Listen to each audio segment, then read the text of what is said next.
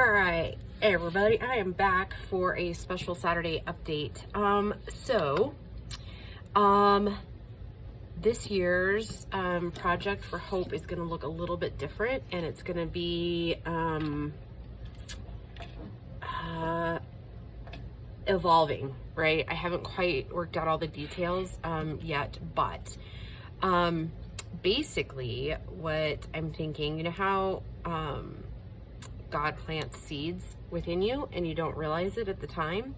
Because I've been thinking a lot since we finished up our Christmas challenge. I was so inspired by our Project for Hope last year that I knew I wanted to do it again this year. But and I know that there was some of the journals went to domestic violence survivors. Some of them went to, one of them went to a lady who works with survivors of domestic violence. So I know in our own small little way, we impacted people.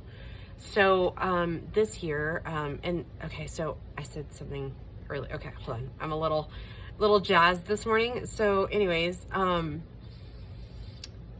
back in October, I saw this video that basically said that men only receive flowers on the day that they die.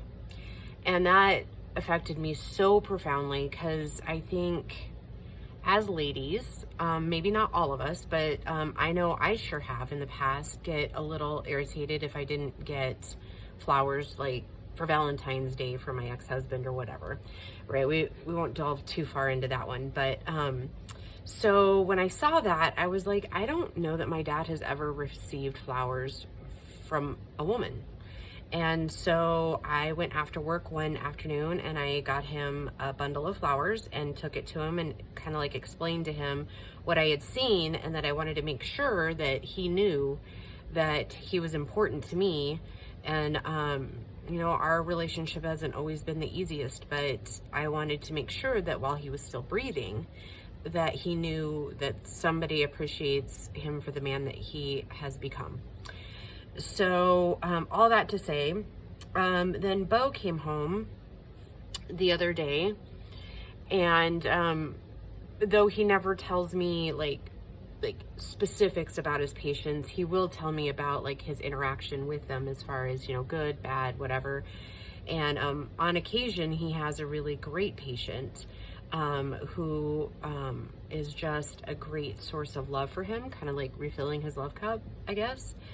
And most of you guys know that he's studying to be a nurse, and he works at one of the local hospitals. And so he works on the acute trauma floor.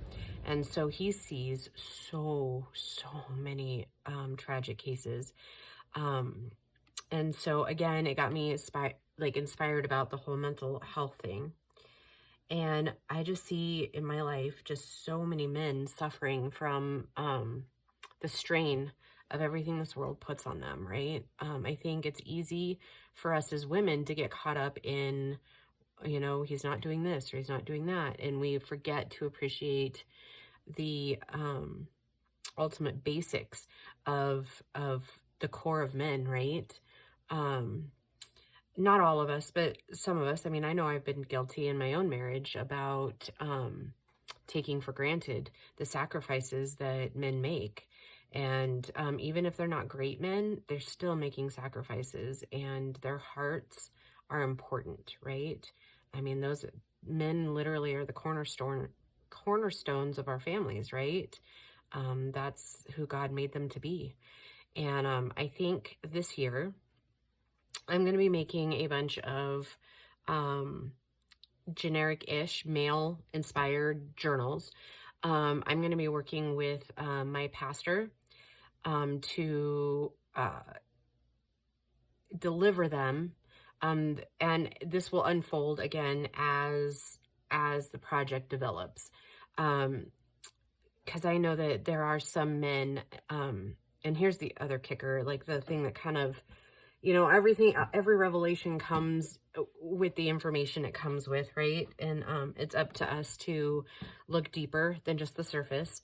And I'll tell you about that one in just a minute, but I'm going to be working with him because I really believe that even if one human life is touched by the kindness of another, it can literally make the difference between life and death.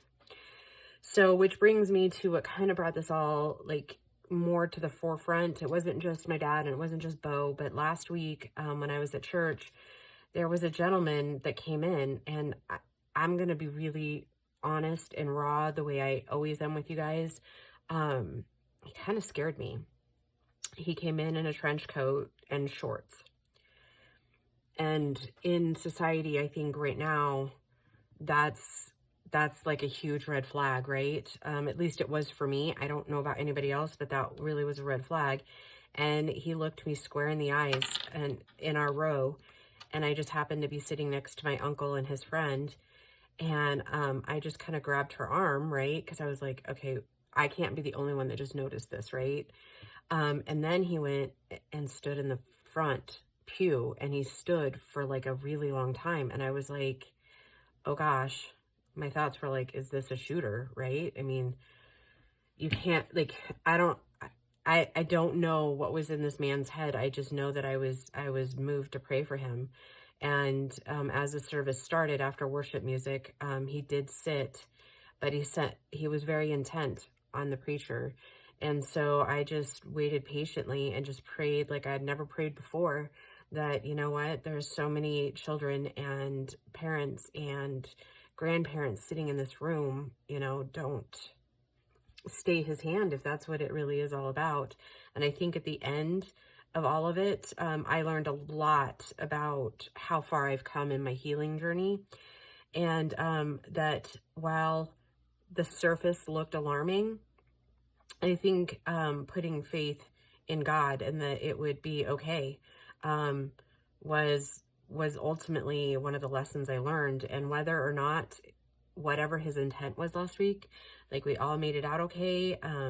He seemed calmer when he left.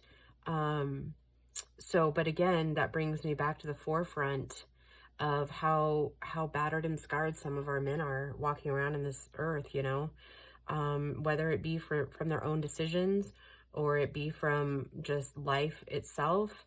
I think mental health for men, it goes so unrecognized. So that bringing that really long speech into focus, that is what our project of hope is. This year is we're going to center it around men's mental health.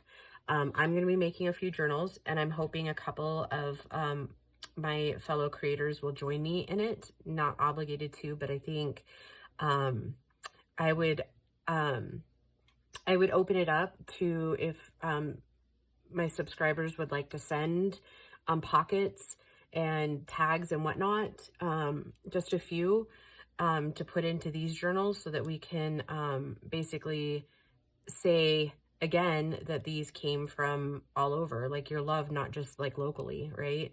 But I would ask that they be more on a masculine level. And there is another element that I'm going to introduce to the ones that I'm making, or if you want to just take it in your own community and make a couple of masculine journals and drop them off at a church with a letter that just basically says, please give these to some men you see struggling, right? That will make a difference. And it doesn't need to be perfect, right? Love is oftentimes not perfect. It makes mistakes. But I believe that the intent of everything behind why you're doing it is more important than how it's perceived in the very end. Okay, so with that, I think starting February 1st is when we're really going to dive into that project. And I think, because I've been thinking that some of the things in my life need to take a different direction, and I think this is one direction it's going to take. So I'm kind of excited about it. I'm pretty humbled that God has put that on my plate and trusted me with this journey. So I will just see you in the next couple of videos where we finish up this hodgepodge journal, and we're getting closer. So I love you all. Thank you for being such a beautiful part of my life, and I will just talk to you soon. Bye, guys.